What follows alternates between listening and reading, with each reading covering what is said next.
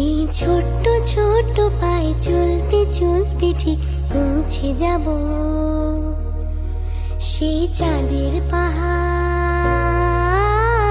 দেখতে পাবো।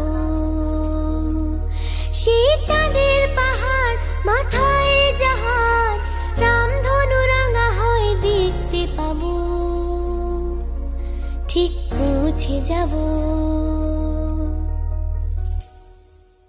এই ছোট্ট